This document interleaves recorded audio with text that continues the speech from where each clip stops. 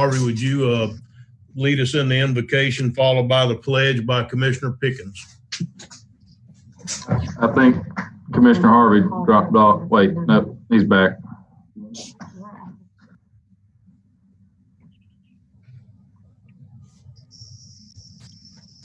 Can y'all see me again?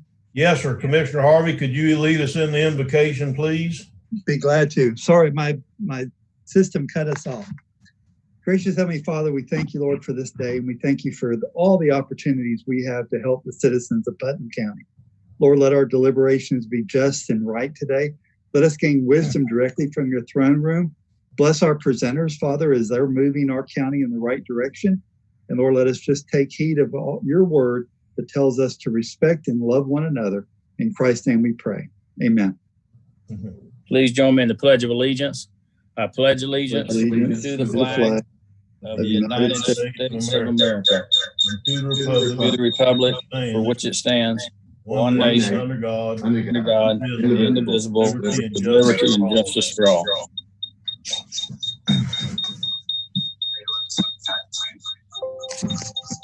Okay, good deal. Yeah, I got Larry on twice now.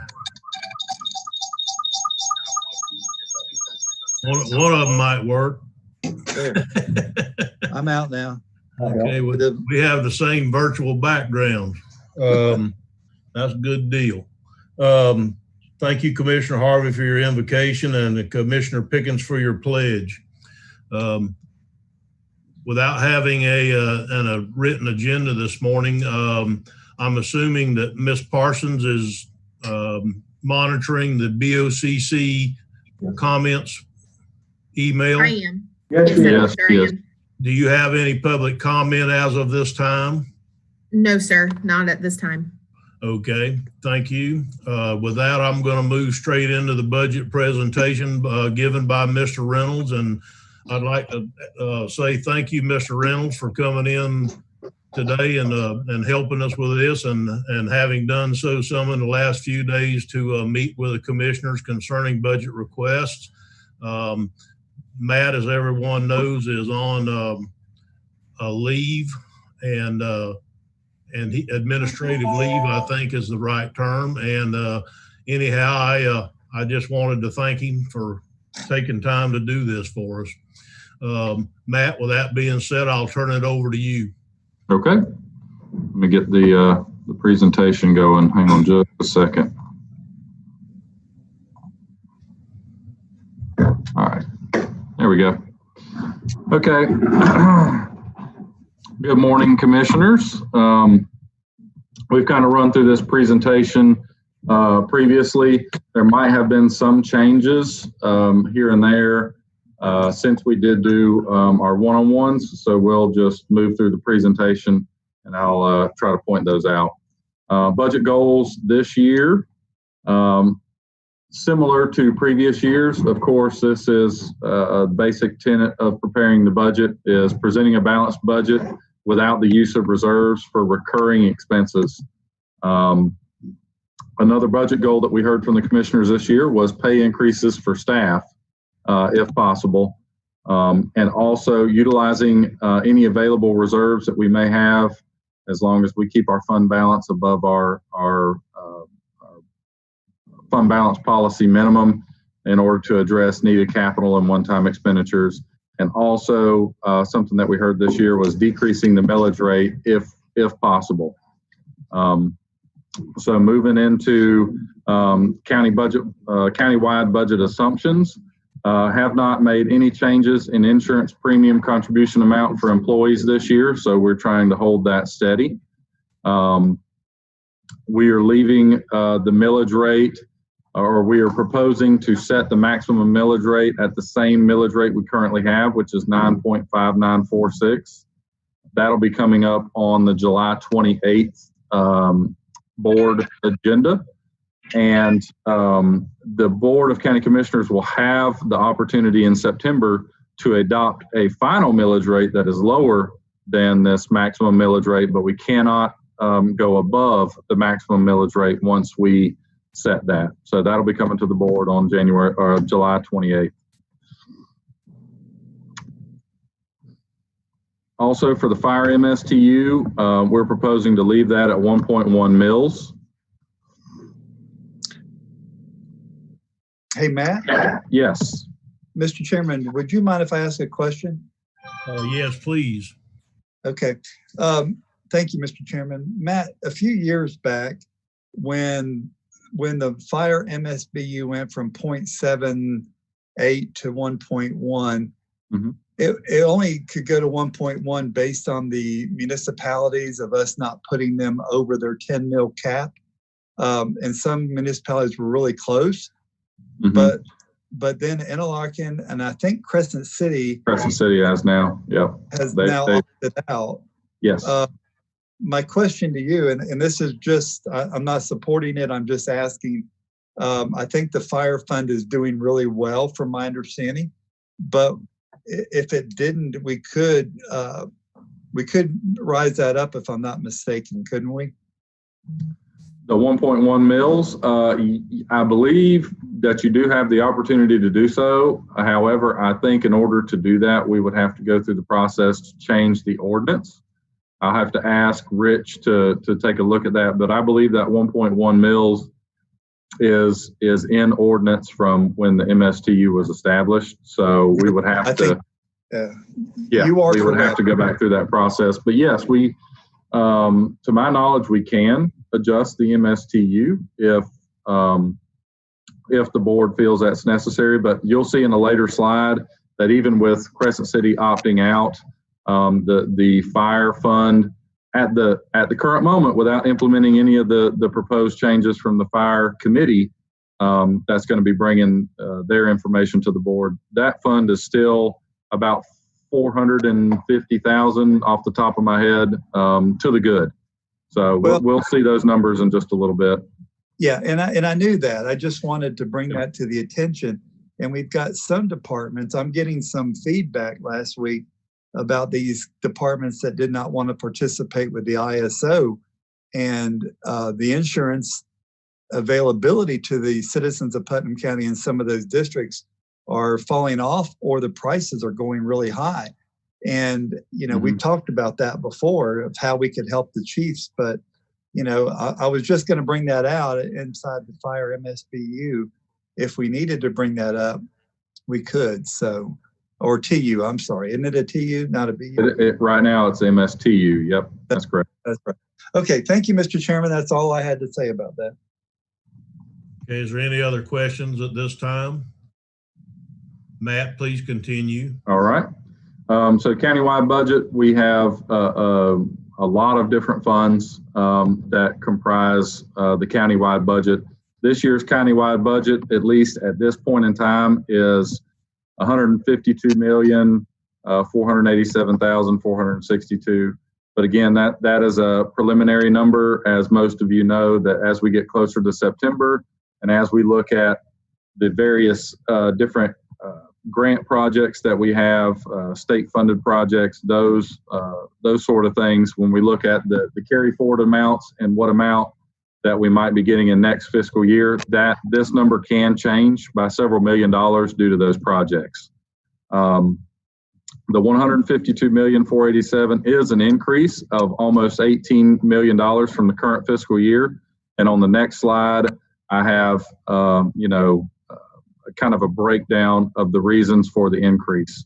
So this kind of shows an increase and a decrease in each of the funds that are impacted. And I tried to add a little bit of description as to why each one of them is increasing. For example, the general fund is up about $6.5 million. $5.5 million of it is from ad valorem taxes, but as we've talked about at a previous meeting when we looked at the changes in just the revenues in the general fund, the Georgia Pacific project is around 4.2 million. So we have to take 4.2 million out of that 5.5 million increase and transfer it over to the Economic Development Fund, which you see on line number 4.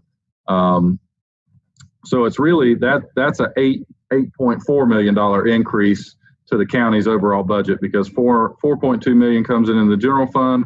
We have to transfer it out to economic development, and so that's counted as a revenue in the economic development fund. And then another expenditure to pay that back to GP. So that's a pretty big part of that 17.8 million is that 8.4 million. And then you can see on some of the other funds, a lot of them are due to balance forward or reserves. Transportation fund, for example, is up 1.2 million, and it's all in reserves. The general fund, again, had 1.5 million increase in reserves. CDBG fund, that's a $4.2 million increase because of the CDBG projects that we have going on. Sanitation fund is, again, reserves, balance forward, fund balance with whatnot. So you can see that is the majority of the increases, is the increases to reserves. The first fund we're going to talk about this morning is the Solid Waste Management Fund.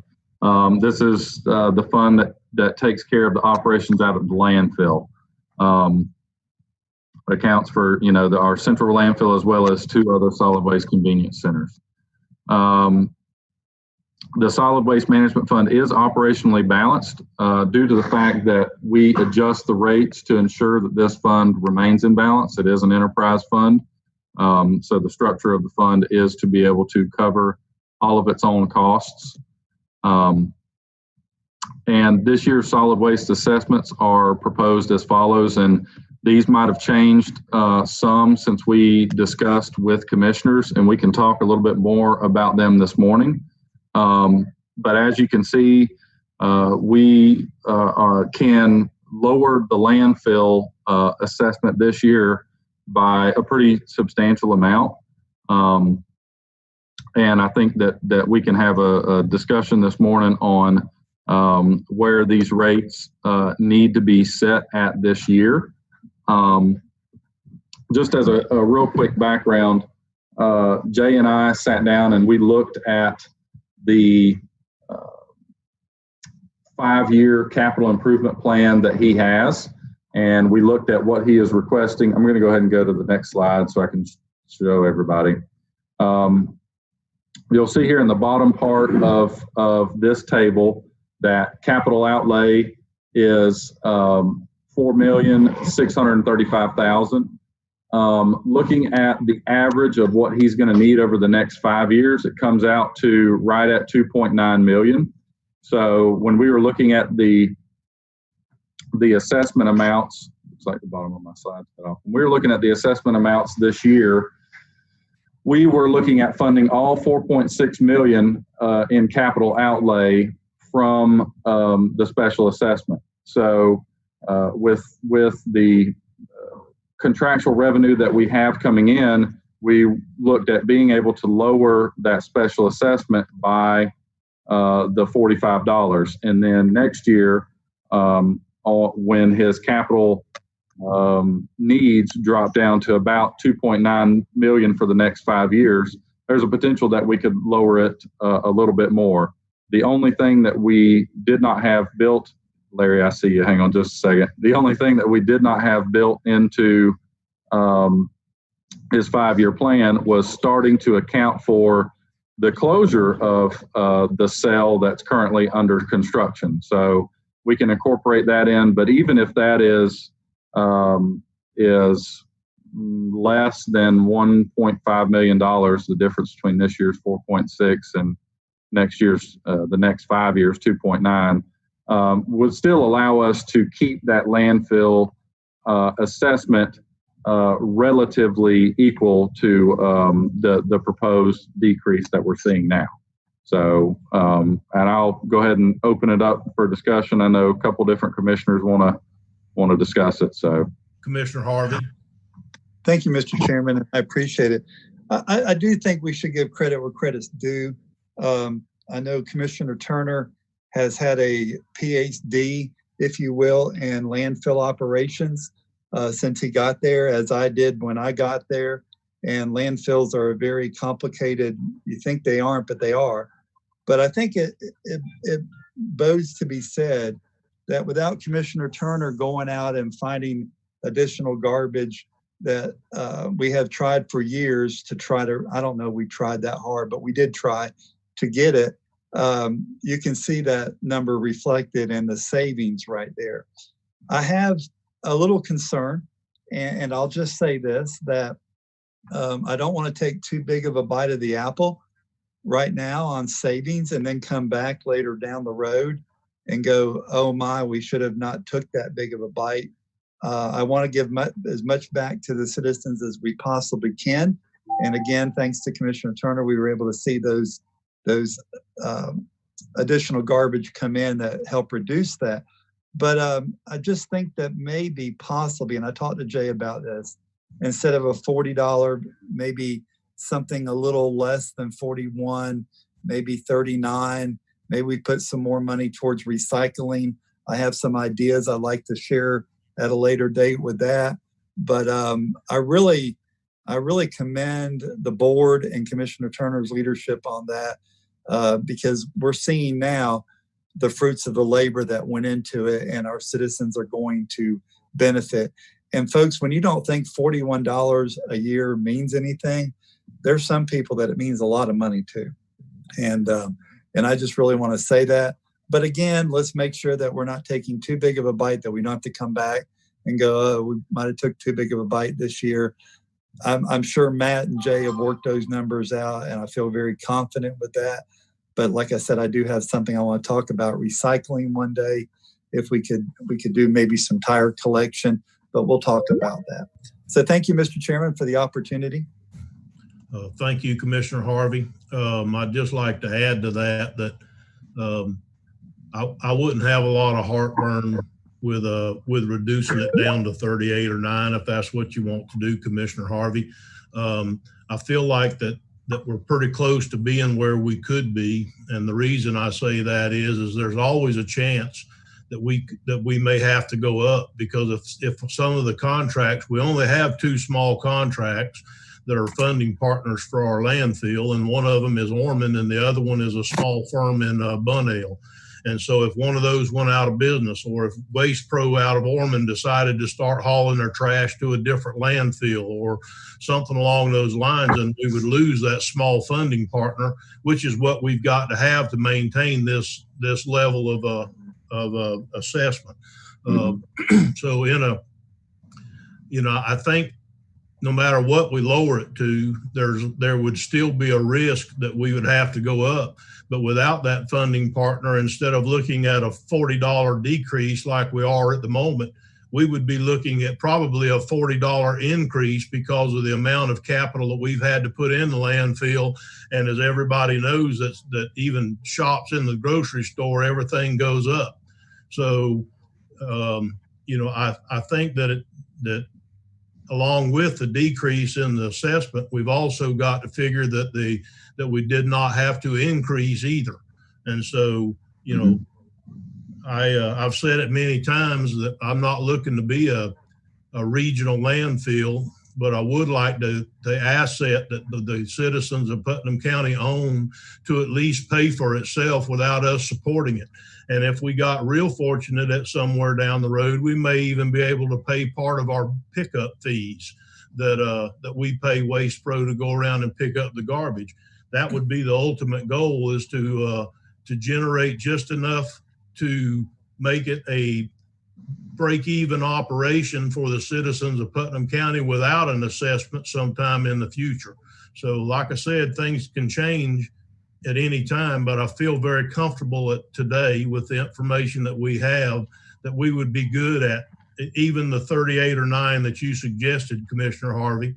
But I'm also comfortable with the 41 also. But does any other commissioners have any comments they'd like to make before we move forward?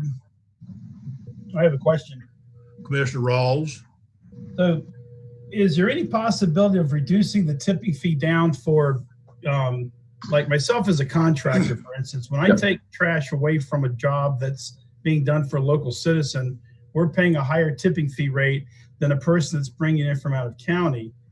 I'm still trying to wrap my head around that. Commissioner Rawls, I'm sorry I didn't bring it up earlier. Part of this proposal is to drop the tipping fee to $34 for a commercial, from $44 to $34, and also dropping the tipping fee for citizens of Putnam County to 24 after they've met their free allotment. My apologies for not bringing that up, but that is part of this proposal. That needs to be put on our Facebook page. Yeah, that was something that I failed to mention in the presentation too. I was going to bring it up after we got done with this discussion. Was it there's a built into these numbers that you see here is the decrease, as Commissioner Turner mentioned. Excellent. Okay, is there any other questions at this time? Okay, good. Matt, would you continue, please? Yes, sir. Next fund that we're going to look at is the Fire MSTU Fund. This is, again, as Commissioner Harvey was inquiring about earlier, this is the fund that is funded by the 1.1 mil special assessment MSTU. And this provides fire service and protection throughout the unincorporated areas and most municipalities in the county. We have 18 volunteer fire stations. The county has one fully staffed 24/7 station and has a second 12-hour-a-day station. Included in this budget is sufficient staffing to transition the East Blacka station from the 12 hours, 5 days a week to 24/7. So that's already built into the budget, and the fire fund is still operationally balanced with a remaining annual surplus of about $480,000. So this fund is doing good, and that is, again, something that I mentioned earlier. The Fire Rescue Committee is going to be bringing their proposal to the commission soon. And so with this annual surplus of about $480,000, that can be put towards some of the items that they will, of course, have in their proposal to bring to you guys. Matt? Yes, sir. The transfers that we've been talking about, does that go into this fund or a different fund? No, sir. Those are the next funds that we'll get to. This is the sanitation fund, and now the fire fund are two of the funds that are self-sustaining. The other funds, such as transportation, utilities, those are the ones that require the transfer from the general fund. No, I didn't ask that correctly. Okay. The transfers that we're doing with our ambulances, is that included in the budget this year or not included? Well, this is the fire fund. So when it comes to rescue services, those cannot be, well, I won't say will not or cannot be funded by this. We have to be cautious about how we fund those. So right now, those are funded out of the general fund. So that's built into the general fund numbers when we discuss general fund near the end of the presentation. Okay. Yeah, I just want to have a discussion at the appropriate time today about did we include the revenues from the transfers or not in this year's budget? Okay. Okay, please continue. Absolutely. Yes, Commissioner Harvey. Thank you, Mr. Chairman. Hey, Matt, the $482,000, that is not a dedicated to capital outlay, so that can be used for other things. Good. Am I correct in saying that? That's correct. I wanted to show that figure. That is your operationally balanced number. So your recurring revenues minus your recurring expenditures. So right now, if we do not plan on spending that $482,000, that would go into reserves, to be carried forward into future years. Okay, Matt, I have a question, and maybe I don't know if Jim's on the call, or how do I have an idea, and I mentioned it earlier about the fire. There's a couple fire departments in the county that don't feel like the ISO is important and do not want to, and we've tried to encourage them before. And we know they're volunteers, so it takes a lot of their time. I just want to get a proposal to them about maybe there's a stipend. I know that Chief Romay has said in the past that he has tried to help them out and all, but maybe if we did a stipend per fire department, because our citizens are going to suffer in these areas, and I already have seen that in Francis area. And we need to be very alert of that. And I just kind of did the math with 18 volunteer fire departments, 2 are manned. That leaves us 16. Let's just hypothetically say that the chiefs come on board with the county at a $2,000 a year stipend to take care of this stuff for us. That doesn't take a whole lot of money out of that 482,000. Mm-hmm. And I think we're going to have to get there because, again, last week my phone was blowing up over rate increases that truly because they didn't believe in it. Well, I'm sorry you don't believe in it, but the reality is you lose your availability of insurance or you have an increase in insurance. And whatever we can do to help, we need to be able to do that. So do I get my proposal to you and you can take it to them, or how does that work?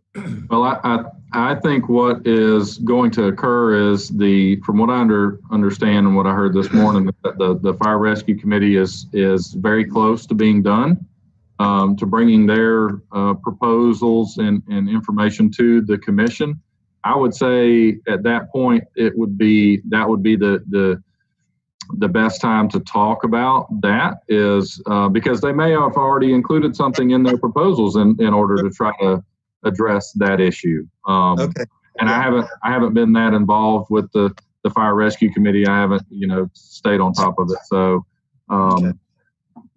we'll just have to see what is included in their proposal. We do have funding for the volunteer stations, and it'll be on the next slide when I show the figures. Was there another commissioner that had a question? Commissioner Rawls? Are you done, Commissioner Harvey?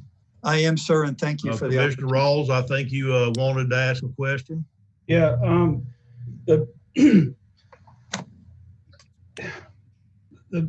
fire MSTU, part of the complaints that I hear from the fire side is the imbalance of starting salary or starting firefighters versus tenured firefighters.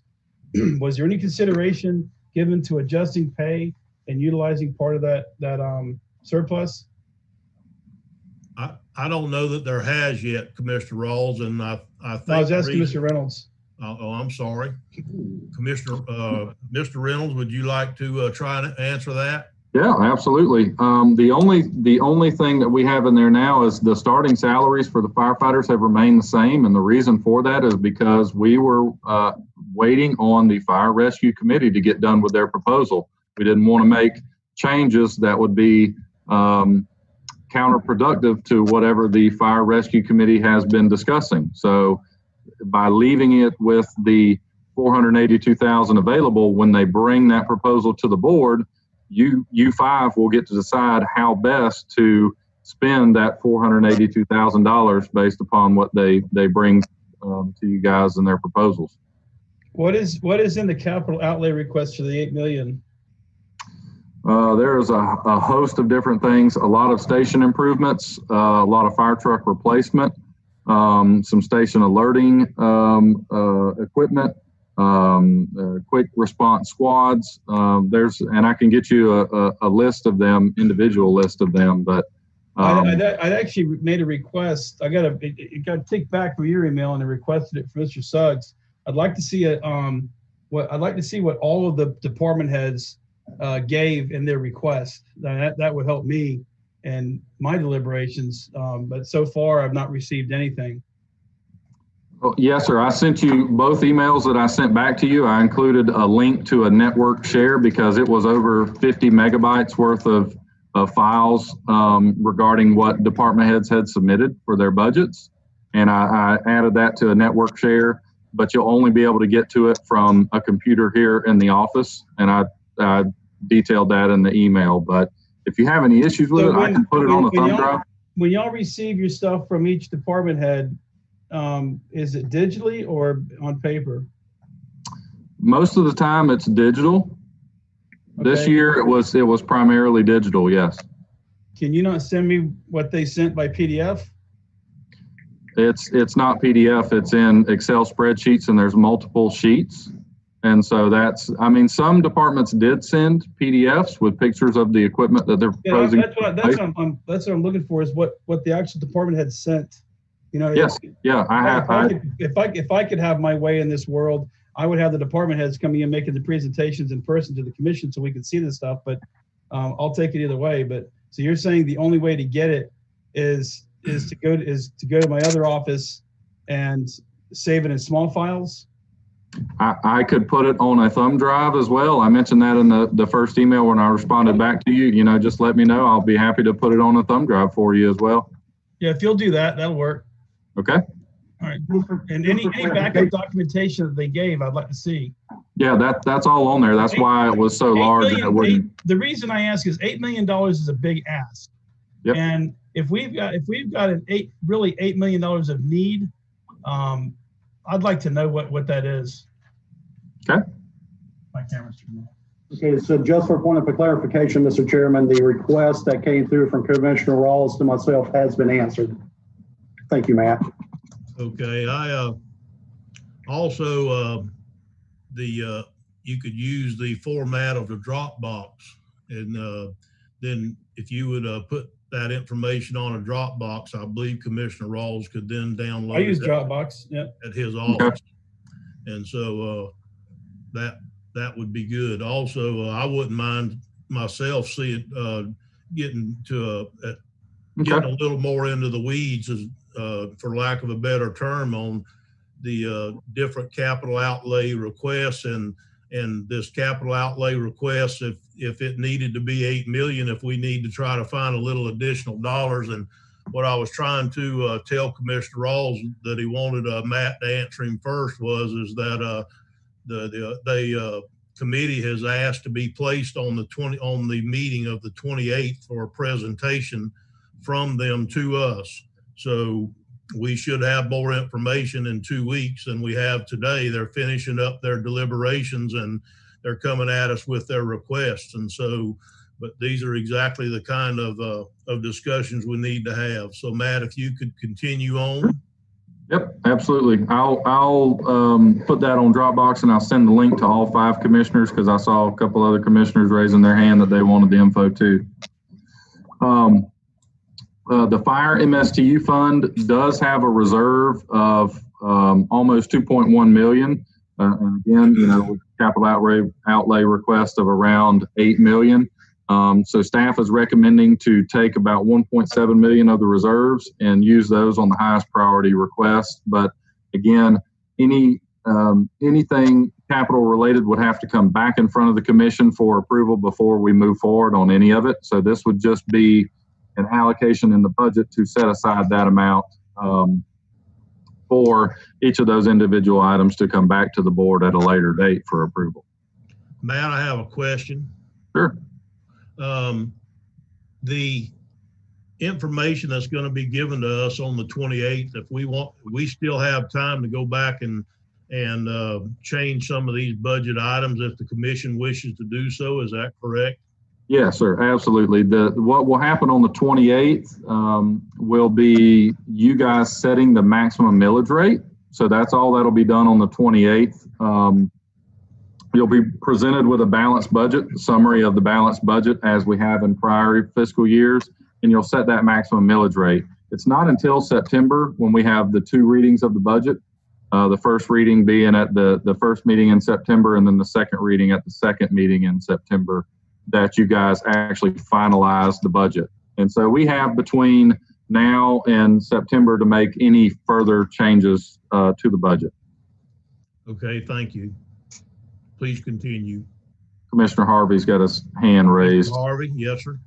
Thank you, Mr. Chairman. Thank you, Matt. Matt, we're going to set the maximum millage on ad valorem taxes, but if the committee has some ideas to raising the MSTU fire fund, we can do that up until September because that's not ad valorem, correct? That is something that I just got a question about that yesterday. I think we need to ask Rich when, because it's going to involve an ordinance change, and typically ordinance changes have to have 2 readings.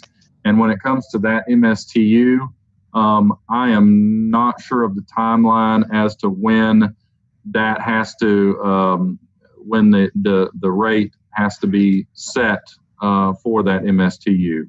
Okay, So, the reason I asked is if we're going to get a presentation on the 28th and we have to set that at the 28th meeting, we might not be able to implement any changes if the board chooses to from the committee based on that time frame.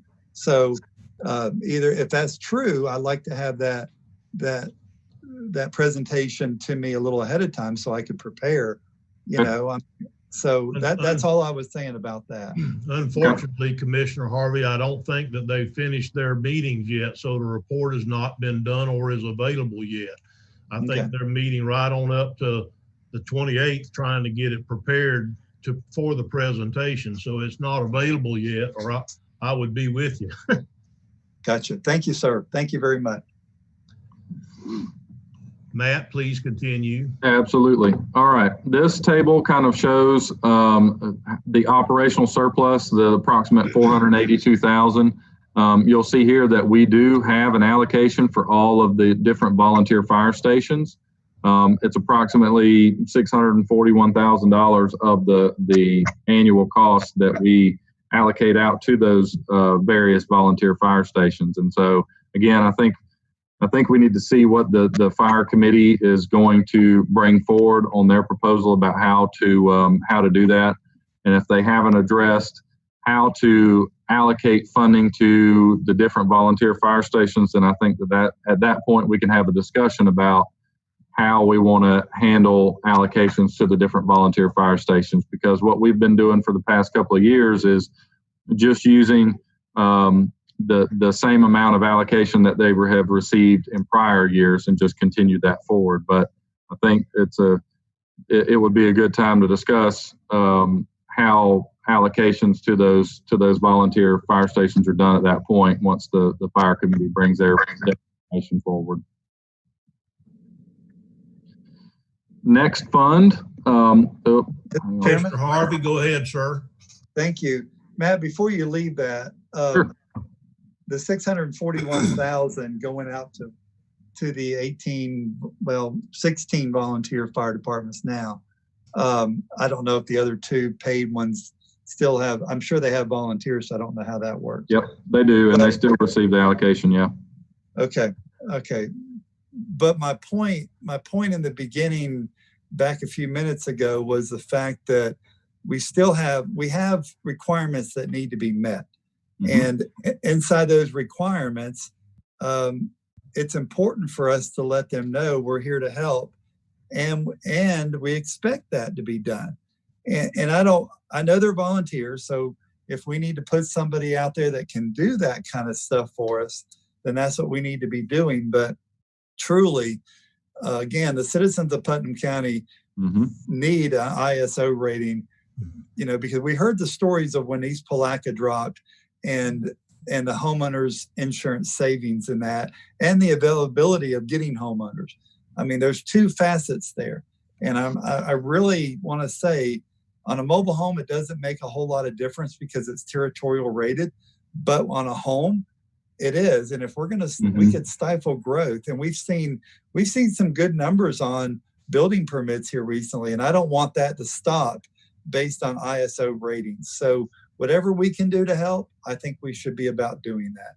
That's really all I'm going to say about that anymore. So thank you all. I totally agree with you, Commissioner Harvey. We have got to address ISO ratings because it's not just the Francis area. It's also all of San Mateo and the area down towards Dunn's Creek is also the same thing has happened because the fire department down there didn't turn in the paperwork necessary to let them know that they are within so many miles of two-man stations. So, I don't know if we need to come up with some way that the paid firefighters in Putnam County or the part of the staff, once we restructure the fire and EMS department, if somebody there needs to be responsible for helping these departments that don't have the manpower. I think San Mateo is down to one volunteer. So I think that is a discussion that we need to have for sure. Thank you. Yeah. Do you have any more questions, commissioners? Mr. Chairman? Mr. Rawls? Yeah, I agree with everything you're saying. I think it would behoove us to have some sort of public publicity campaign to let the folks be aware of what, you can pay the insurance companies or you can pay the fire department. Either way, you're going to pay somebody. And having a lower ISO rating does have a direct effect on what they pay for their fire insurance. So it's just, I think it's going to be a matter of us getting out and engaging the public and letting them know what the potentials are. If they would be willing to help us fund their fire department in the future, it would come directly out of what they're paying for their fire insurance at some point. So I think that's just going to be up to us to get it out there publicly through different types of media and advertisings. Okay, thank you, Commissioner Rawls. Matt, Mr. you want to continue? Hang on, Mr. Chairman, this is Terry. I think one of the things before we move on from fire is I think one of the things that you five have approved in the reorg is for a public safety director. And I think that's going to be a major portion in charge of that position is getting those volunteers as well as the paid staff together to do everything we can to address our ISO ratings and come up with a plan to be able to assist us with that as well as our citizens with that. So we'll make that part of the requirement of that position that we work on that. Just wanted to follow up. Thank you. So you're saying we're creating a public safety director now? No, sir. You approved that back months ago. That's one of the changes in the organizational chart. But are we creating the position ahead of the fire service committee? The position is a budgeted position, or is a position within the org chart. Whether I move forward on filling that position now or after the public safety committee meets or the fire committee meets, we'll either way that position is a position of need that's going to be filled. Yes, Administrator Suggs, I think it would be fair to say that the reason that we haven't moved forward with that position or that you haven't moved forward with that position is to try to hear the recommendations and suggestions from the fire and EMS committee first. So, I just think that for everybody that may be listening today, that's just a key part of this is to make sure that we don't do something ahead of that recommendation or of that suggestion before we see the report anyhow. I agree with that, but the point of the public safety director is to be able to pull these resources together, our fire, our EMS, the organization as a whole, and work through the process of trying to create a fire service organization that not only will benefit the citizens of Putnam County, but also lend itself to being able to attract those new ventures, whether it be residential communities, whether it be economic development in the commercial sector, industrial sector. I think that's going to be a key function of this position moving forward, getting our volunteers back working with us and assisting us through this process, getting those ISO ratings down. I think this is a huge step in the right direction. I appreciate the Commission's support on that and the approval of that position. Okay, thank you. Matt, you want to continue? Yes, sir. All right, next fund we'll talk about is the Regional Utility Fund. This is for the East Palaco Regional Utility. The utility fund is unbalanced operationally year over year by about $732,000. However, as in the past, it's been this way since I came to the county. The Better Place is currently transferring $550,000 a year to assist with the debt service payments of the utility fund, and so that leaves approximately $182,000 that is covered by the general fund, and so we have to transfer that money out of the general fund over to the utility fund to cover that. There is currently a reserve in the utility fund of about $1.4 million, and depreciation is not budgeted for in this fund, which is approximately $1.2 million a year. So in an ideal world, you would want your enterprise funds, especially a utility fund that has a lot of assets in the ground and the plants themselves, you would want to be operationally balanced, as well as setting aside that amount for depreciation so that you're able to replace those assets when the time comes. However, as we all know, our utility fund is we just don't have enough customers attached to the utility system yet. Commissioner. Yeah, go ahead. Thank you, Mr. Chairman. Matt, can you go back one slide real quick? Sure. I think it's important to know that, when the citizens of Putnam County basically re-up the Better Place plan, the audit pretty much said, we would have been in serious trouble taking that money out of general fund. So we were able to prop up this account by using some of that money from Better Place. So I think that's a good thing for Putnam County. I will say, matter of fact, those numbers come off the top every year, no matter what. And I appreciate the board putting more money towards dirt to pavement. But that money has to come off the top before we start counting that money in. It's a debt that we've got to pay. And if I'm not mistaken, the Better Place there could be an opportunity for general fund 15 years from now to have to pick up the remaining part of those bonds, if I'm not mistaken. Am I correct in saying that, Matt? Well, actually, what came out of the state audit, and we'll talk about it a little bit when we get to the Better Place, is we're transferring $550,000 to the utility fund, but we're also setting aside an additional $550,000 each year in Better Place to help cover that debt, because the debt does exceed the potential lifespan of Better Place. So that was one of the findings that came of the audit, and so we are setting that money aside in Better Place fund to be able to cover it. But you are correct, at least in regards to the other debt that Better Place is assisting with, which is the jail. If Better Place is not renewed, then that's almost $900,000 that will have to come out of general fund. But yes, that's I agree. Okay, correct. And the other thing, well, thank you for answering that, and I appreciate it, because I think that it's a good thing for our county to have the water utilities over there where they're at.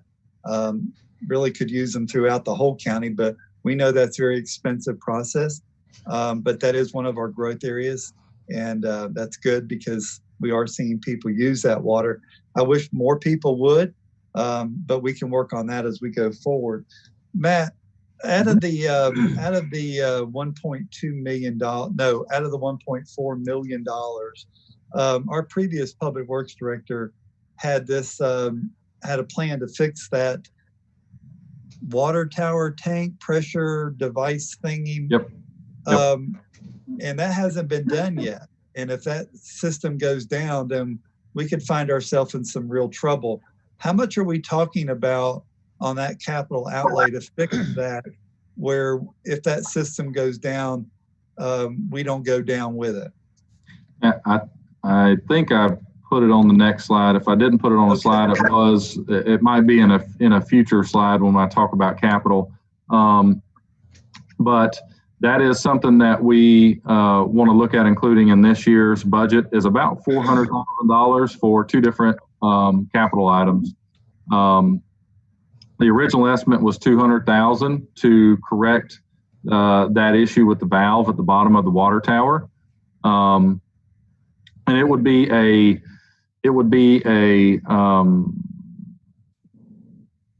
permanent fix so that the tower can be taken offline, and in order for maintenance to occur on the tower, which is actually what the other couple $100,000 that we're going to need is for. The water tower has reached a point where we need to do maintenance on it, where it needs to be drained.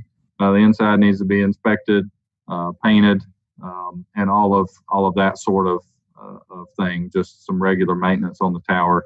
And the way that the system was originally set up was, it was trying to be done as cheaply as possible.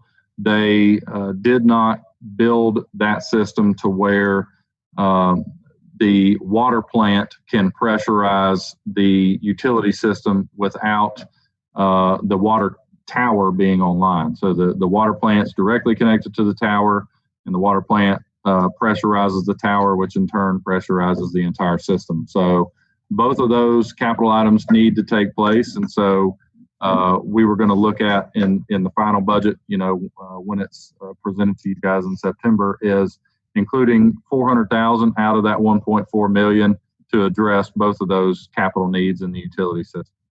Thank you, Matt. Thank you, Mr. Chairman.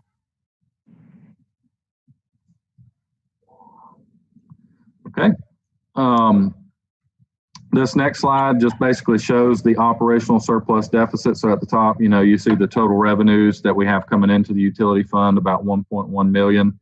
And then the total expenditures of about almost 1.9 million. And as you can see, the debt service is the largest cost in this fund of about 1.2 million a year. That's primarily what causes that deficit. Moving on to the next fund is transportation fund. So transportation fund is our special revenue fund, where it's where the expenditures for the road maintenance and some of the cost of construction comes from. So the transportation fund is unbalanced operationally by approximately 860,000 each fiscal year, which must be covered by the general fund. The gas taxes that we have in place in the county are not sufficient to cover the cost of maintenance based upon the amount of personnel and operating costs that we currently have. This fund does have a reserve of approximately $2.3 million, which could be used on several capital items that they have needed. We need to look at replacing the pole barn,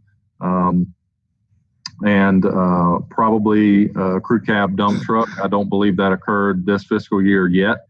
So those will be some of the capital items. And the other capital items that the 2.3 million could be used on as a host of different things, such as some drainage projects, as long as the drainage is directly connected to a roadway, or some of the bridge repairs and replacements that we have in the county. So I mean, we have a much greater need than just $2.3 million on those. So staff. Matt?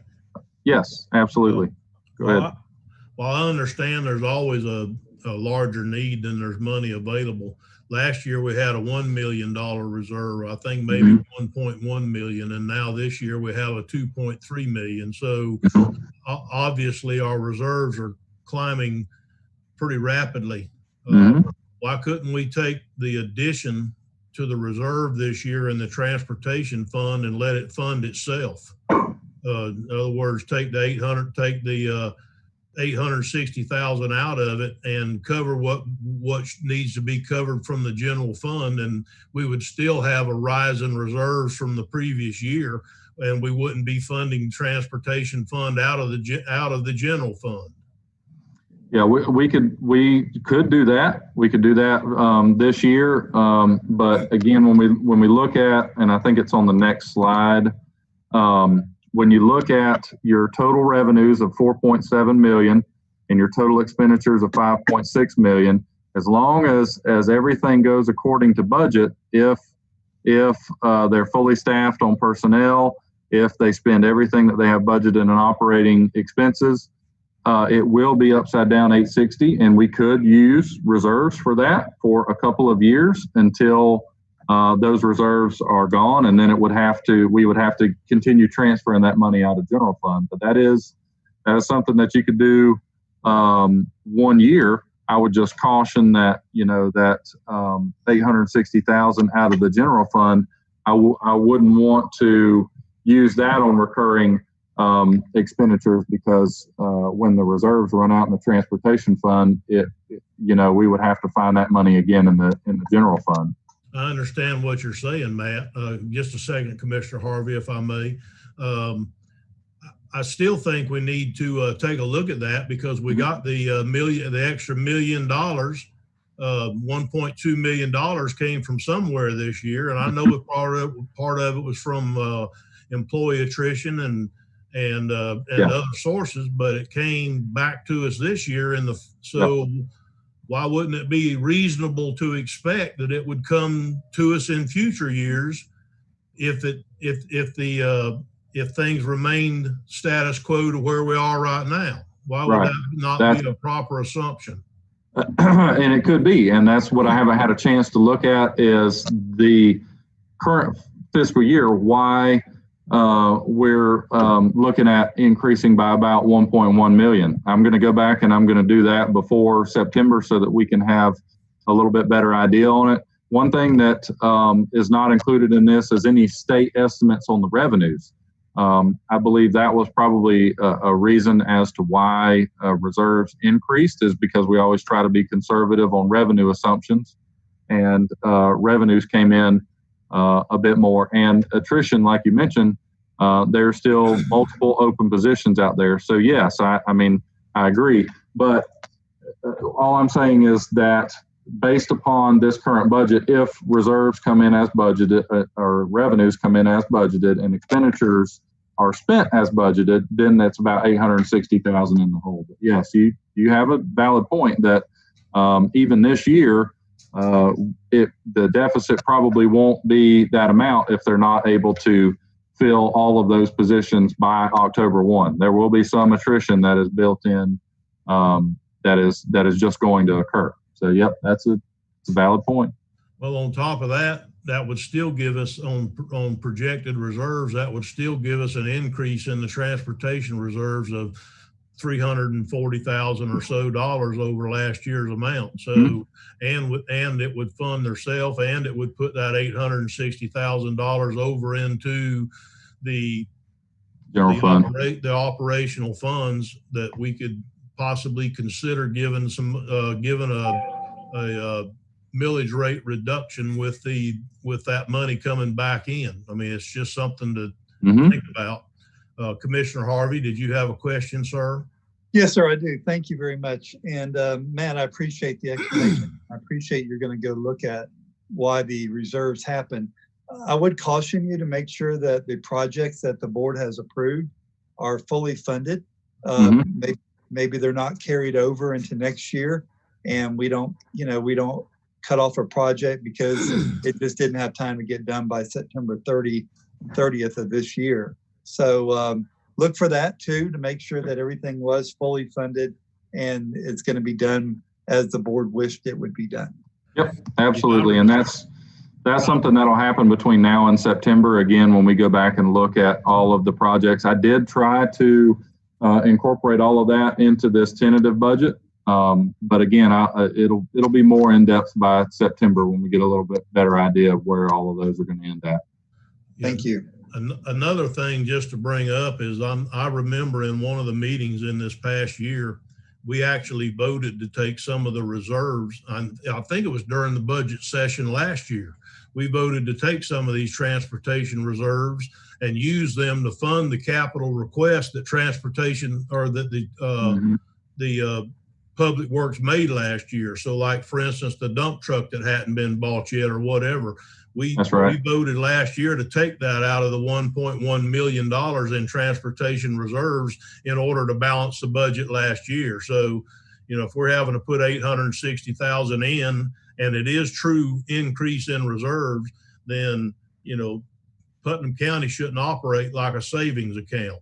In my opinion, they should fund their operations and learn to live within their means. And so, part of that probably needs to be looking at some of these kind of funds that are rising, and when we had voted to decrease them, now they're double this year. I don't know that we shouldn't take that money and think about putting that towards back in the general fund. Is there any other questions at this time before we move forward? I have a question. Commissioner Rawls. Year over year, we have positions that are not filled. And I asked this question with Mr. Suggs and Reynolds when we met one-on-one. At the possibility of looking at reduction in workforce and getting that money back into the budget to utilize somewhere else, and then if we're able to operate without the positions now, continue to operate without them, and add them back in later when we have the extra money and there's people available. That's actually a discussion that we've had with Mr. Troxel, and just recently he's made a request to potentially not fund several positions so that he could fund some other positions that he thought would create more efficiencies in that department. So that is something that he has the ability to do. Okay, but that wouldn't really make any difference in what we're looking at? No, that would, as long as it would be based upon the budget that we have set in this table for expenses. That's what, when we're looking at setting the personnel services budget, unless the commission wants to increase the amount set aside for personnel services, then that would give him the ability to go beyond, the current positions that he has budgeted. You're talking about increasing the starting salaries of the positions? Not necessarily an increase to the starting salaries, but looking at you were asking about, does he have the ability to, if they're doing the job without, or if they're able to get things done without filling all positions now, why not taking some of those vacant positions and reallocating the money to other positions? Yes, he has the ability to do that. All right. So since we're on the subject, we're talking about increasing salaries, correct? For existing positions. Not increasing salaries for existing positions. No, right now, everything that's built into this, and we'll talk about a potential increase for staff when we get to a couple of slides later, at least a proposal to increase those. But the way that we built all of this is just status quo. So this personnel services is status quo. I'm confused then, because you're saying that he wants to look at have the ability to be able to eliminate a position and take that money and put it into another position. Is that a newly created position or? Yeah. Oh, okay. Yep. What I was talking was something more akin to bolstering the other positions as well.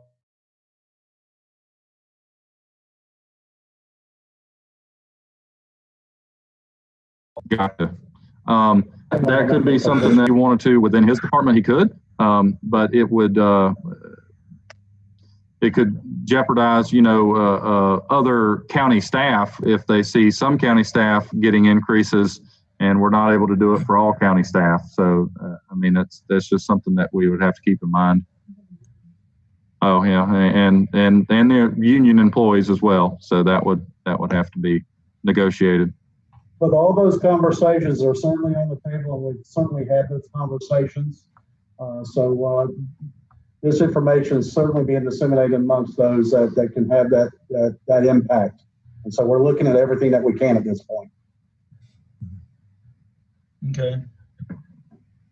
Going to go back a slide to talk about, we did get capital requests of approximately $10 million.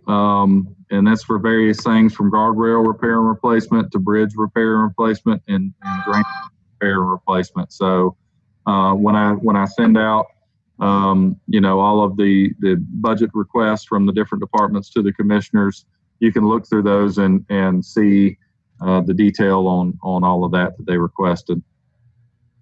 Matt, on the spreadsheet that you sent me, you've got $475,000 for repair and maintenance. I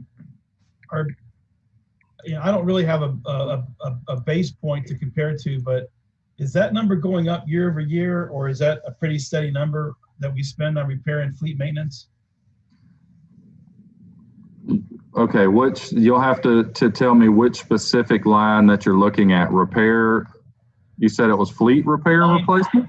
Yeah, line 795, it's 101-4102-541-4604. Yeah, that's fleet repair and replacement. Let me look that one up real quick. 101, 4102, 4604. Yeah, this year we had budgeted 425, so it's going up a little bit to 475. So is that an indication that we need to start rolling the fleet to reduce that amount, or is that just a number we have to live with? That's a $500,000 number. I mean, that's a big number. Mm-hmm. Well, and the way that the fleet number works is, we have set cost in the fleet fund. We have the personnel and the base operating costs in that fund that has to be funded no matter what. And so when other departments, for example, sanitation, they're going to be doing some things differently with fleet. So those costs have to be covered from other funds. And so it has to be offset that way. But part of the reason is because the fleet is aging, and those costs are just going up. As you know, costs go up every single year. The parts, and when we have to send the equipment to a different shop because our shop either can't do it or we don't have the parts to be able to do it, then those costs are going up year over year. That's something that we've seen over the past couple of years. So it's kind of a combination of two different factors. So is anybody looking at capital improvements to maybe look at offsetting that number by purchasing new equipment, seeing if we can save that way? That is something that Mr. Troxel is now, because he is the executive director of Public Works and Fleet. He is also over fleet as well now. So that is something that he is taking a look at and is going to be assessing at which point is it more prudent to replace equipment when it begins costing too much to maintain it. All right, and then a couple of lines above that under rentals and leases, we have graders. I thought we owned the graders, but it says we have a lease payment of $208,000 a year. That's right. How long is that lease for? It is not a capital lease because it shows up in operating costs. So at the end of that lease, we will either have to pay a large lump sum to buy those graders, or we can enter into a new lease where we will get new graders, and we can look at trying to keep that cost the same.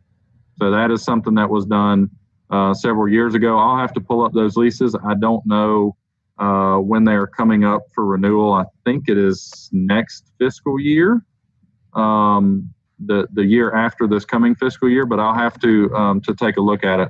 But that's why we have just included that same amount in operating costs, is because we will not own those graders at the end of that lease. So we do not own any graders? Not to my knowledge, no, those are leased. Wow. And all right. If you could let me know, just send me an email when you look that up and let me know what the lease end date is and then what the buyout cost is. Are we maintaining those as part of our fleet maintenance, or is that part of the lease? I will have to ask if we're having to maintain those or if it's included in the lease. Okay, I was under the assumption we own those graders.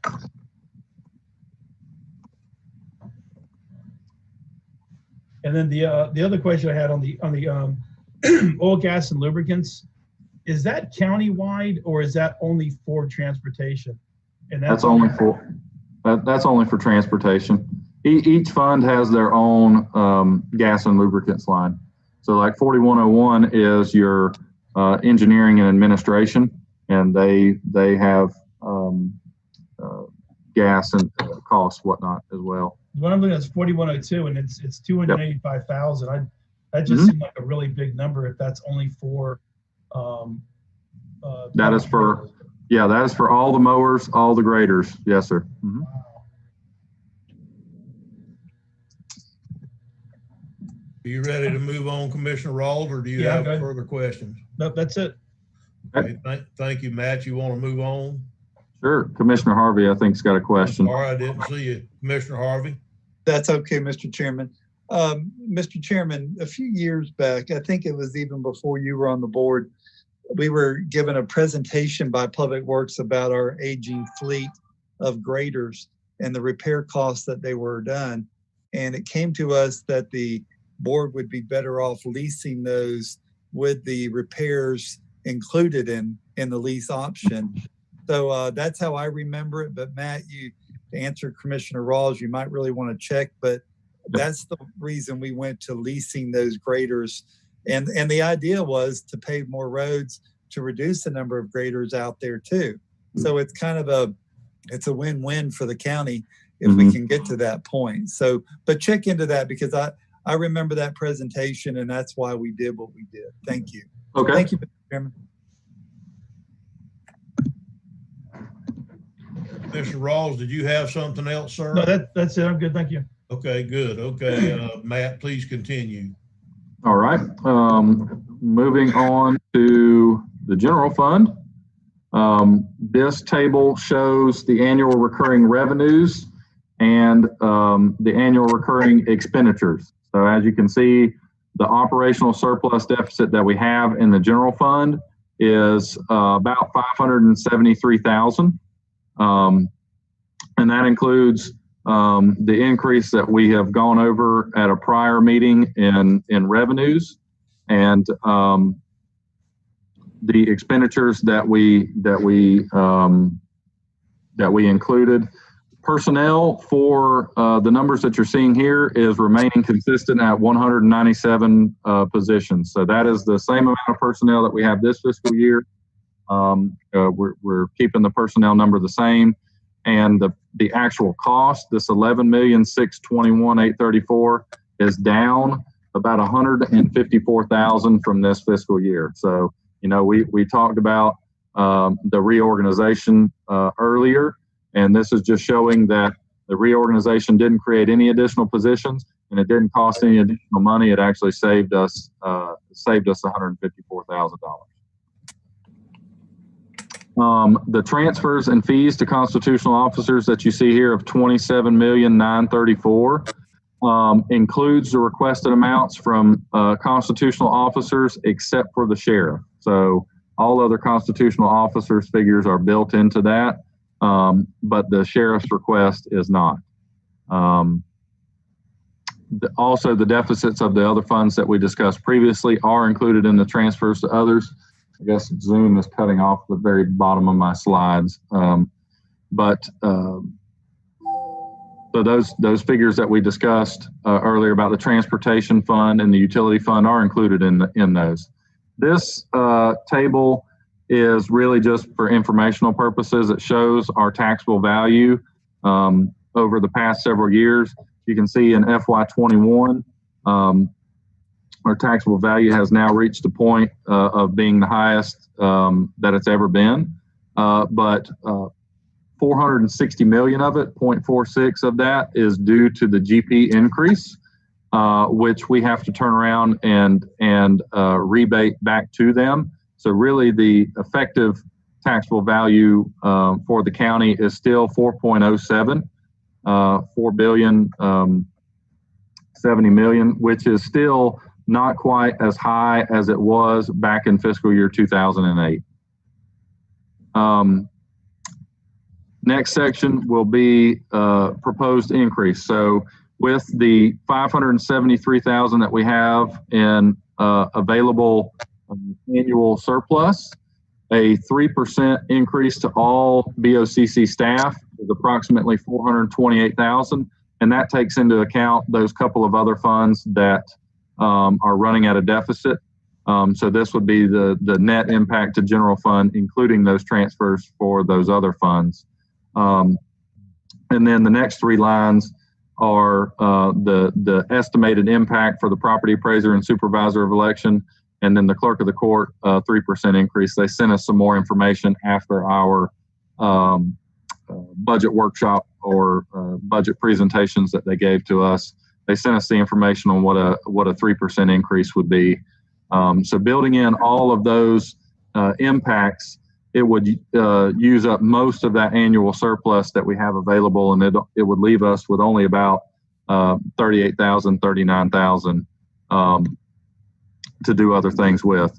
And then, of course, the increase from the sheriff's office is $1,530,000. So that would put us at an annual deficit of just below 1.5 million. Okay, I guess it's probably the appropriate time to discuss. It looks like the next slide anyhow is That's right. Is the proposed staff salary increase and the amount. Mr. Chairman? Commissioner Harvey. Thank you. I have a question on the last slide, Matt, if you don't mind going back. Sure. Okay. Are we sure? I'm pretty sure that they wouldn't have, but we sure that the constitutionals did not put a pay raise in their budget that they submitted this year? From what I can recall of the property appraiser's presentation I don't think that they included that in there, but I think that they made the statement that if the state was going to give an increase, then they have the ability to give an increase. And we have learned since that date that the state is giving a 3% increase this year. And so I am assuming that, and this is my estimate based on the figures that they gave me, it should be relatively close, but it might be a little bit higher or a little bit lower than that. But the supervisor, I don't think that Charles included a 3% in his budget presentation. And this is just assuming that he would give a 3% increase if we do give an increase. These are just some assumptions. The clerk of the court did state that, if the board does give an increase, that they are wanting to give an increase as well. And so my assumption was that was not included in their numbers because they have since sent me data to show what a 3% increase would be. Okay, one last question, Matt. What if the board decided that, and this is because I really want to support the 3% proposed increase, but it takes up a lot of our room here. But what if the board decided something less? Do you believe the constitutionals would go with a lesser percentage, or would they, based on what the state's doing, would they stick with their 3%? I'm pretty sure that the property appraiser is probably going to go with what the state is doing. The other constitutionals, I am not sure. I don't know if they would match the BOCC or if they would give, or if they would come back and request, the amount for the full 3%. I'm not sure. Well, fair enough. And I support the 3, but I just wanted to make sure that if other commissioners, if we get to that point where it's just really close to that bottom line, what's the prudent thing to do at that point? But Matt, thank you. And Mr. Chairman, I appreciate the opportunity. Okay, I just have one question, Matt. I'd like to know what the impact would be for 2% instead of 3%. Well, I realize the state has given 3%. They didn't give any last year. And last year we gave 6%. So I would like to know what the effect to the bottom line was if we did an increase, but if we went to 2% instead of 3%. Do you have those numbers? Yeah, give me just a second, and let me look that up.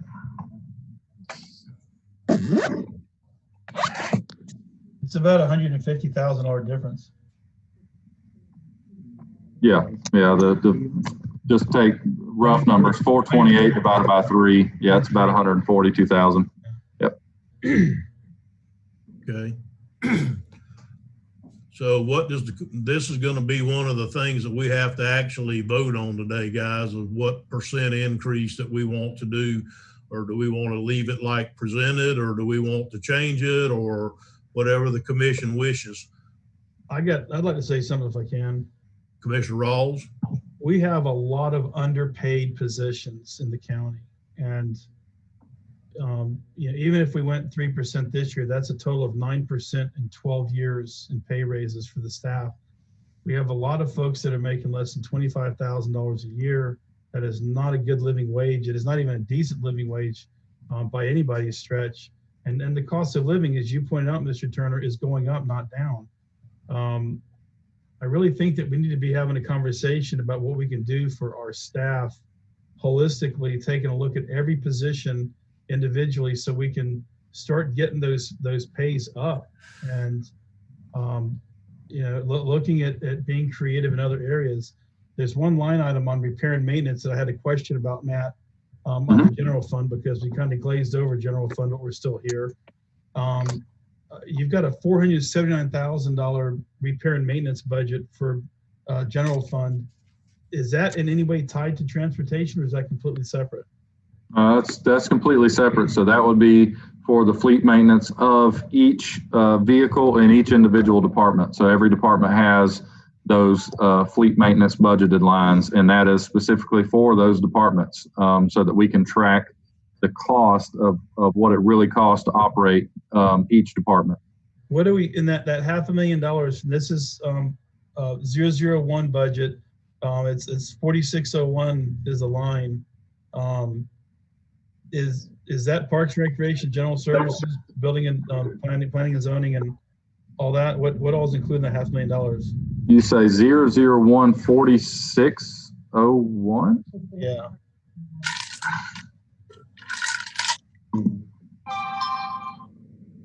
Repair and maintenance other 4601. Wait, what? So read the whole number off so that I can find it. 001. Yep. 2551 519 4601. 2551 is, I believe, IT. Let me check on it. Yes, that is IT. So that amount. They have a $500,000 repair and maintenance for vehicles? No. That's not vehicles. 46-04 is always fleet. 46-01 is repair and maintenance other. So this is all of the maintenance for, hang on, let me pull up, and it's in Mr. Stender's individual requests. Hang on, and I can get to it. There's a long list, and I can also send it to you because Mr. Stender puts together a detailed list of everything maintenance agreement wise on all of the various equipment that he has and software. A lot of that is Microsoft as well. So that is one of the lines that is general fund wide, is for the IT maintenance. And so that covers all of the various departments in general fund. I mean, while you guys discuss, I can look it up and I'll get you the detailed information on what it is. I understand that at this time, good enough for me. If you would send that information to Commissioner Rawls. Well, that'll be in that packet you're sending, right? It is. Okay. Yep. We'll just look at it then. Like I said, I personally feel like we owe it to the employees to take a look at what we can do to get some of these salaries up. I don't know how many positions we have available right now that have not been filled or not being filled. But last year, one of my requests was taking a look at the possibility of reduction in force. If we're not filling positions year over year, maybe getting rid of some of those positions, taking that money and putting it back in, and bolstering the pay for the folks that are at the bottom and wanting to make more but can't. And there's not a lot of ability to promote yourself within Putnam County, and we need to maintain the people that we have. We've got good employees. We just need to keep them. Thank you, Commissioner. Commissioner Pickens, are you trying to speak, sir? I will speak on this. I'm with Commissioner Rawls, and I think all the commissioners, want to do the best we can for our employees. It was a long time, with no raises, and we did 6 last year, I believe. And then so, I would agree with the 3%, for this year to, be 9% over 2 years. So that's a step in the right direction. Okay. Thank you, Commissioner Pickens. And Commissioner Harvey? Thank you, Mr. Chairman. Yeah, Commissioner Rawls, that was one of my questions when I sat down on my one-on-one, was what the living wage is. And we've got to have that conversation very, very soon about that. I'm hoping the department heads can bring that back to us at a later date. because I want to help every employee, don't get me wrong, but those people that are trying to live on barely anything, they're not going to be able to, and we want to make sure that those people are taken care of. So I'm looking forward to that conversation as we go into the future. Thank you, Mr. Chairman. If I could say something here, I don't know what the definition of living wage is, but I can tell you that 80% of our median is about $32,000 a year. That's when you get below that, when you get below 70% of median, which is about 30,000 or a little less than 30,000, you're really triggering the poverty levels. And then you start taking a look at the cost of home ownership, decent transportation, just, monthly overhead that a typical family would have. I think, if we can't rise to the occasion of being able to support our employees and their families with a decent living wage, it just makes it tougher on them, where maybe they have to have multiple family members working to make ends meet. We've got a big budget. We've got a lot of money that we're pushing around. I'm just wondering if we can't be creative in some of these areas, work this thing really aggressively, and try to find some money to adjust the pays, not necessarily pay raises, but just actual adjustments. It just doesn't sit well with me that in 12 years, the best this county can do for its employees is 9%. It doesn't even begin to keep them up with inflation. And with the current situation we're in right now, it appears that we're going to have cost increases. Are you done, sir? Yep. Okay, thank you. Matt, what have you got on the screen now? This is the 479,000 you'll see here. This is the detail on what that 479 is, and it'll be in what I send out to commissioners. But I shared it to the screen real quick just so you can see the detail on the various different items that make up that 479,000. Okay, thank you for that. You want to go back to your questions and answers, or you? Yes. Yeah. Hang on just a second. Let me share. Reshare my presentation. Yeah. Well. Here we go. Okay. So obviously staff needs input on what to include in the budget going forward. And we can have further budget workshops where we talk about this some more before September. But just wanted to get a feeling of what the consensus of the commission is moving forward so that we can be ready for that first budget reading in September and have it included in there. So 2 items is the proposed staff salary increase if we want to look at including anything for staff, and then what do we look at including in regards to the request from the sheriff's office. Well, I think by Commissioner Harvey, do you have the comment, sir? Well, I mean, are we going to take individual comments, or is that how you want to proceed, Mr. Chairman? Yes, sir. That any way you want to, Commissioner Harvey. If you would like to make some suggestions or comments at this time, I think it would be appropriate. I'm going to ask next for Ms. Parsons if we had any public comments, send in emails. But if you'd like to start with that, Mr. Commissioner Harvey, go right ahead. Well, thank you, Mr. Chairman. And first, I want to thank Matt and Eric, Mr. Suggs, and Julianne, and Stacy Puppel. Everybody worked so hard on this budget. Every year there's more, and then there's more requests, and we see that. But I think we do a very good job taking care of the citizens of Putnam County. We haven't gotten everything we wanted yet. No one's going to be able to, but I do support the 3% salary increase for our employees. I think that's very important. I realize that 9% over 12 years, as referred to, but those were some lean years and the money was not available, and the staff hung in there. And there's good things on the horizon. With the Georgia Pacific project, that's money going to come back to us in about 5 years that we can actually see an increase on. I do like Commissioner Turner's finding of $860,000 if that can happen. And I think that would be a great thing for this county. If we can move that money over I would think that if we could, then possibly we could be able to fund some of the sheriff's department requests with some of that money. But I want to see that before we go much further in that. So those are my only two comments, Mr. Chairman, and I appreciate the opportunity to speak, sir.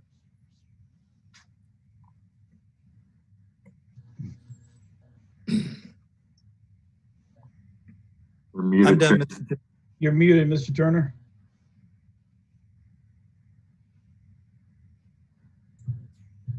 Wouldn't unmute. Okay. Thank you, Commissioner Harvey. I think everybody has pretty much said that they'd go with the 3% other than Commissioner Goddard. I definitely want to go with it. So it sounds like we're going to go with the 3% as suggested by staff. The request from the sheriff's office is just another animal. We're having to deal with it from multiple levels at this time. Obviously, they do need a funding increase, but we're also going to have to work on it along with what we're going to do with fire and EMS all at the same time. So I don't know that we're going to have to do something with it. I'm just not sure exactly at this point how much or what we can, but I'm definitely for moving that $860,000 out of transportation reserves and putting it back over into the general fund. If they're making enough money to fund their sales, I just don't quite understand why we're giving them money just to add to their reserves. If it ends up not working out, we can always refund whatever portion of it needs refunding at a later date out of the general fund reserves. But I don't understand why like I said earlier, Putnam County shouldn't operate like a savings account. It should operate on the facts and the money that it has. Commissioner Pickens, are you trying to speak, sir? No, but I will. I do agree with you 100%. With that to move that back into the general fund, and like you said, if they can afford to, to fund themselves, and that's what we should do, and we should be able to use that money somewhere else. Commissioner Goddard, did you have a comment, sir? No, but I'll go along with it. We know we've got to do everything we can to help fund the sheriff's office, and that's a great idea, being able to move a large portion of what they need into their side. I think that's a great idea. Okay, Matt, I think by consensus, we're definitely say we're going to move the $860 to fund back into the general fund where the transportation fund doesn't run at a deficit. Right. Did you get that, Matt? Mr. Chairman, I think you meant to say 860,000, not 860. Okay, 860,000. Yeah, what did I say? $860. Okay, 860,000. Yeah, we want them to be revenue neutral instead of at a deficit. You got that, Matt? Yes, sir. Okay. Also, Mr. Suggs and Mrs. Young have some comments. Okay. Mr. Chairman, going back to the sheriff's budget request, as you know, we have been meeting with the sheriff's office on a regular basis, and we met as recently as last Thursday afternoon with the sheriff and the undersheriff.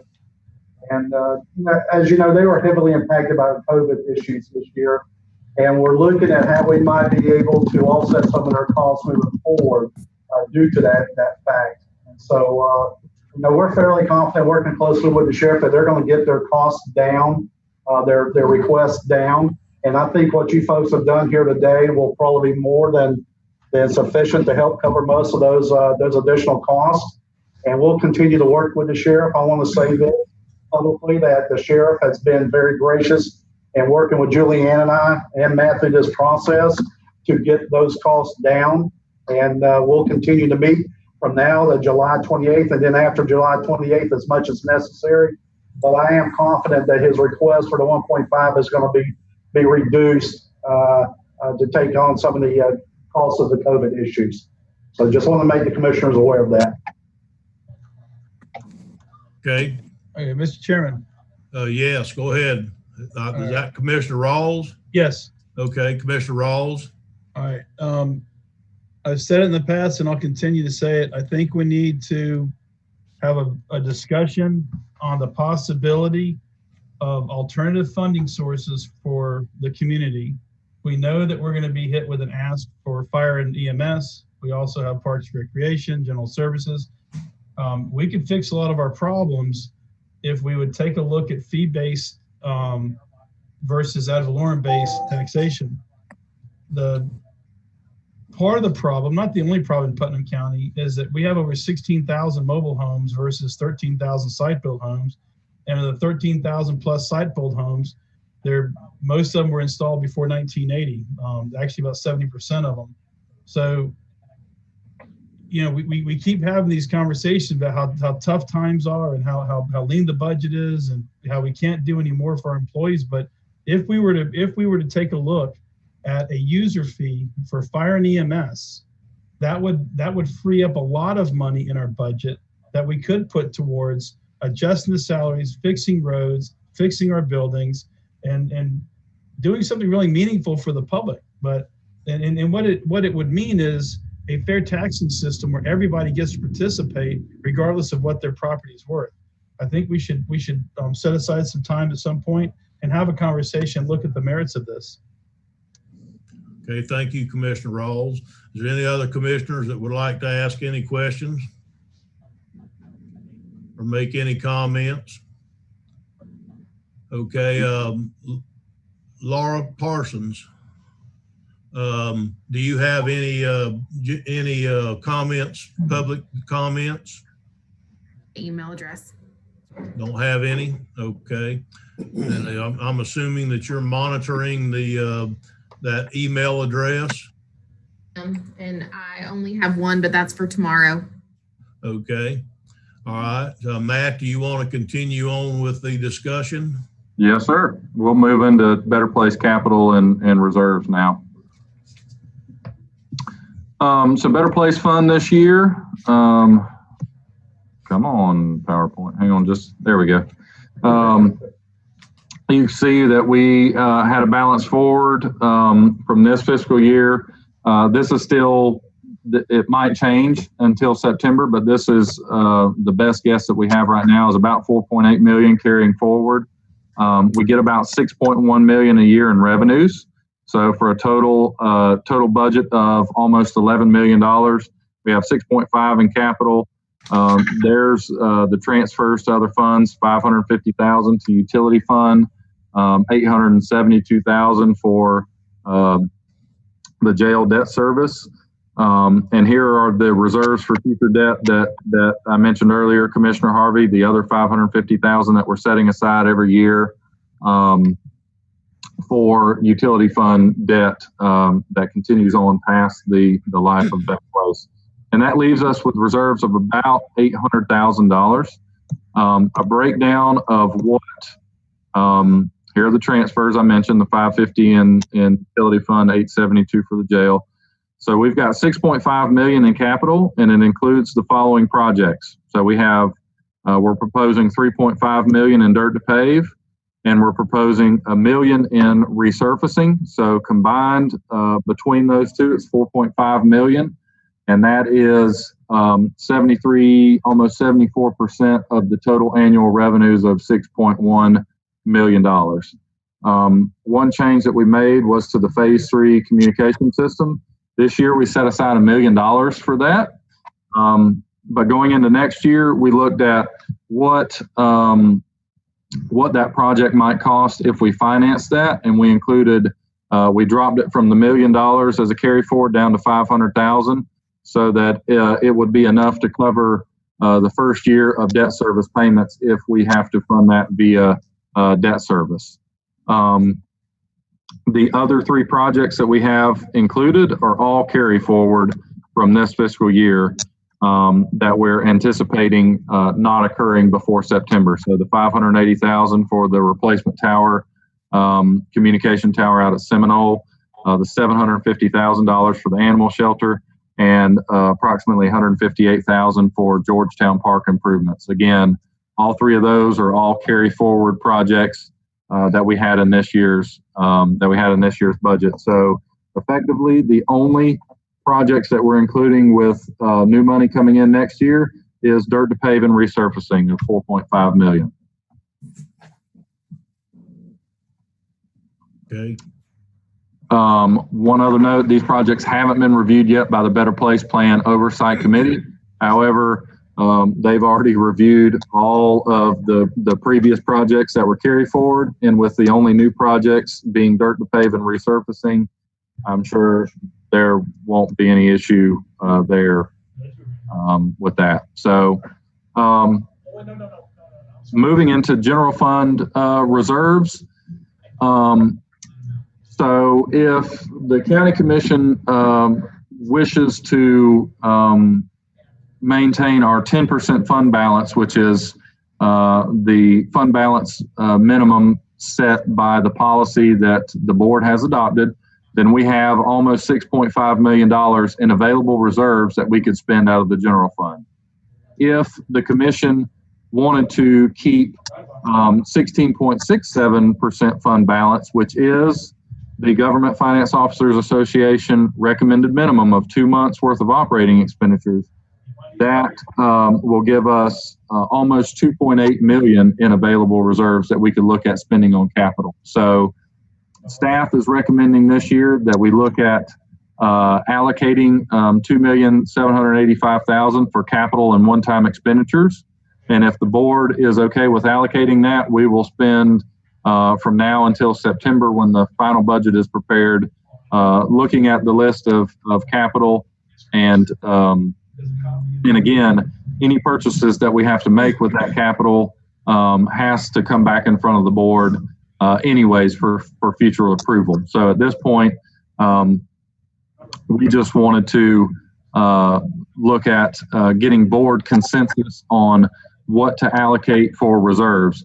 And it goes back to what we were talking about earlier, the fire MSTU fund, setting aside everything but 10% of their reserves for contingency, so that we could look at starting some replacements of vehicles and those other needs that they have in those funds. And that's my next slide, is commission input and direction on capital allocation approval. So just some discussion on what the commission. Mr. Harvey. Thank you, Mr. Matt. Thank you for your presentation. And clearly it shows that we're putting more money to dirt to pave. We do have obligations, but those obligations have to come off the top, and everyone can understand that. I do want to say, I think that I like the 16.67 at the government finance accounting recommendation. I think that's good. I think that's a whole lot better than we were many, many years ago. And when I first got there, and truly it's a good thing. So I'm in support of keeping it at the 16.6 fund balance and spending almost 2.8 on capital improvement projects. Thank you, Mr. Chairman, for the opportunity. Thank you, Commissioner Harvey. Does any other commissioners like to address any of this? Okay, Matt, it sounds to me like if we took the 2.785 and put it towards capital one-time expenditures, non-reoccurring one-time expenditures, that money, would that mean that we're going to budget an additional $2.785 million worth of projects into the budget, or are we just going to try to select projects throughout the year to use that money on? Well, it would be, and we could do it either way. It could be allocated up front, because when we're preparing the budget, the reserve figure is still included in the budget. So it would not, whether we include the 2.785 million on capital outlay lines or in the reserve line, it doesn't impact the fund total overall. It's just a transfer between the reserves line and a capital allocation line. So we can either do it when we adopt the budget, or you can do it each time throughout the year. Whenever these capital items come up for purchase, we could put a general fund budget resolution together and transfer the money at that point. It achieves the same goal. Well, the problem is with the map that I'm seeing, if we try to budget certain things, it seems like when we've done that in the past, that those certain things, while they might be critical today, aren't as critical as what happens tomorrow, like a bridge falling down or something caving in or whatever. And so we've got to take money out of reserves and do that. So if we take all our available reserves and put them into capital projects as of today, then we don't have any money. We don't have that money available later. So I think last year what we decided to do was exactly that. We decided to wait and take these up as they come along throughout the year. So, and not be tied up with a budget change other than change it from reserves back over to whatever capital improvement project needs to be done. That's just my opinion. I think we handled it very well last year. Okay. And we can move forward under that understanding is that we can look at the list because we did receive approximately 3.5 million, if I'm recalling it off the top of my head, in capital requests in the general fund. And we could just give directives to those departments to come forward with their most important capital items and get them to the board as soon as possible after October 1 to get moving on them and get them approved and get them underway. Well, I think that's what we tried to do last year. And what ended up happening was that if my memory serves me correct, is we got the wish list from every department. Yep. Mm-hmm. So I would certainly like to try and find out what the actual most needed capital allocations are, because and to have that ready for the budget year, and then we can maybe by October we can have a workshop on that and try to start whittling down on some of those needed expenditures. You know, one of my concerns is we haven't even bid out the Etnire Bridge yet, and we haven't even bid out the 310 bridge yet, and we have a finite amount of money that DOT is going to give us towards that project. We do not know yet if we've got to put in any money or not. And so that's a project that we're too far along on not be able to fund it if it turns out we need to add some money to the project. And so we're getting there. I don't think we should budget all our reserves, our capital reserves at this point with so many questions coming in our not too distant future. That's just my opinion. Yeah, it's a good opinion. Don't forget Fish Creek. You're right. That's exactly right, Commissioner Rawls. We have several. And if we don't do something about Fish Creek before long, it's going to get to the point where it's going to not be usable either. So that's definitely some of the things we need to start looking at as priorities for sure. And it's priorities that we don't have the correct information on today. So I think that gave us our consensus, Matt, is that we're just gonna wait on the reserves until we have some more questions answered, and we'll whittle away at them in October. All right, very good. I will do that. And like I said, we'll work between now and September.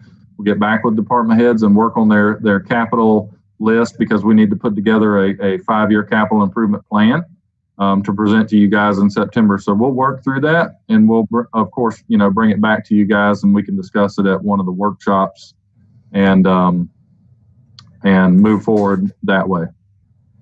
Okay. Thank you, sir. Is there any, is that the end of your presentation, Matt? Yes, sir. That's it. Okay, good deal. Ms. Parsons, did we have any emails come in for public comment? No public comment. Okay. Is there any commissioners or anyone else that would like to make any comments at this time before we adjourn? I just got one observation, is that is that we're trying to get to 70% on Better Place, and we're not at 70%. We're at 74. Did you want to go down or up? It's not 70% of the total. It's 70% of what's left. And I was hoping that we would. That's been changed since we met with you. The 4.5 million combined out of 6.1 million is 73.77%. And that's of the total? Yes. Okay. Okay. But Mr. Chairman, Go ahead, Commissioner Harvey. and I appreciate those comments from Commissioner Rawls, but prior boards have forced our hand to carry debt service. And with that in mind, it's misleading to say, well, we're not getting there. We're getting there with the money we have available to spend. And that's how this commissioner feels very confident. And we're seeing more done now than we've ever done with this board. So I feel very confident that we're doing the right thing. And I apologize that other boards have committed, but we needed a jail, we needed a water plant, and those things had bonding problems and they needed debt services to them. So I think we're on the right track. And I'd love to be able to spend everything, maybe not everything on dirt to pave, but because then you got resurfacing problems that are going to come to follow. But truly, I think we're doing the right thing and we're meeting the spirit and the letter of the intention of the Better Place Plan. Thank you, Mr. Chairman. I think you're right. Thank you, Commissioner Harvey. I totally agree. I think that we're doing much better. I mean, if you remember, we were, I think it was last year, year before, we were down around 40%, and we tore it all apart and redid it to get it up around 60%. And now we're at 74%. And I'm telling you, we're moving in the right direction, because it may have been previous commissioners, but it was sold to the public that we're going to try to spend as much of this in dirt to pave as we can. And I think this commission has championed that issue in the last couple of years. So I think this is a very good budget so far. And at that, Commissioner Pickens, did you have something? Yeah, I just want to agree with your comments and Commissioner Harvey's comments, and thank Matt and Stacey Papel, Administrator Suggs, Julie, and everybody, all the staff that was involved in this budget, all the department heads. So, yeah, we have made some progress. There's no question. There's always room for improvement, but I think we're definitely moving in the right direction. And with the Better Place Plan money being allocated the way it is, we do have those obligations that we're going to continue to have. But being able to move up the percentages for the dirt to pave and resurfacing, I think is, like Commissioner Turner said, is how this 1 cent sales tax was sold in the first place. So that's all I've got. Thank you. Right. Commissioner Goddard? Hey, I agree. I think we're doing exceptionally well with what we've got. Thank you. Commissioner Harvey, did you have anything else, sir? No, sir. I'm done. Thank you. Okay. Commissioner Rawls, did you have any further comments? Nope, I'm good. Okay. With that being said, is there Matt? Are you done with your presentation now? Yes, sir. That's it. I think I got all of the consensus and direction that we need to move forward. Well, I'd just like to add before we adjourn our meeting, is that I think it was very astute of staff to come in and ask for a reorganizational chart of the county, and they did it. And now that we've got it, we've actually come in so far at $154,000 less in payroll than what we were using before. And I know there's still some of it coming, but the additional positions that haven't been filled yet are in the budget, and they still saved the $154,000. So I think that was a job well done, and definitely deserves a pat on the back to everybody for getting that done. I appreciate everybody backing up the assessment values at the landfill. I'm glad that we could bring them down, as well as bring down the gate rate. The little bit of additional garbage that we're bringing in was a presentation made to the commission a couple of years ago that we wanted to try to go in this direction for exactly what's happened. We're trying to turn a liability to the county into an asset for the county. And that's the direction that we're moving in. So hopefully we can maintain these contracts at these levels. And if we can even possibly give a little more back next year. And I also appreciate moving that $860,000 over to let transportation fund themselves instead of putting the $860 in reserves. I think that was a wise choice on the commission's part. And with that being said, it'll let us have a little bit of money to help with the fire and the sheriff whenever we kind of get there, when we get the presentation and the report from the department. So is there any further questions or comments? One last thing, Laura, did we have any, Laura Parsons, did we have any more comments before I adjourn? When is the Yes, next sir. budget meeting? You didn't have any, Laura? No, no public comment. Good deal. Commissioner Rawls, did you have When is the next meeting? the 28th? Okay. I did not get an invite to this one. So Uh-oh. that's when I got the text from Rich Commando. He sent me the invite. So if you could make sure I get that. Okay, we'll You work did. hard I on sent it. When did you send it? I sent the Zoom link at 8:20 this morning and the calendar invite last week. Yeah, I'm looking at mine. I got nothing this morning. I got two concerns over the monument. One from Tim Hotelling, George Hicks, and Florida Association of Counties. But I'll give you a call next time if I don't have it by 7 or 8:30, 9 o'clock. Yeah, Well, she Mr. usually sends it out by 8:30. If you haven't got it by 8:30, it'd be best to give her a call or send her an email. And if you can't get Laura, if you'd send it to Julianne Young, she usually is the backup for that, I believe. So I think part of the confusion too is it shows up. It was advertised in the newspaper, but it was not on the commission calendar.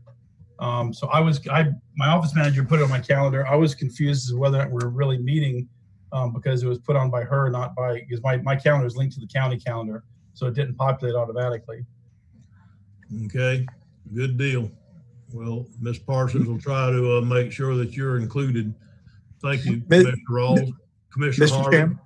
Yeah, I want to make sure everybody knows we do have a meeting tomorrow at 9 o'clock. Yeah. Okay. Yeah, and at 2 o'clock. Yep. And at 2. Okay. And it too. If there's no more comments to be made at this time, Apparently those are not showing up on the county calendar either.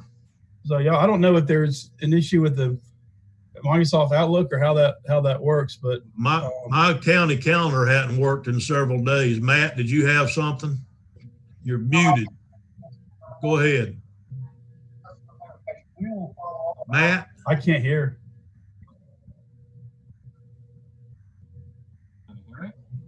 Hello? I got you, Matt. Go ahead.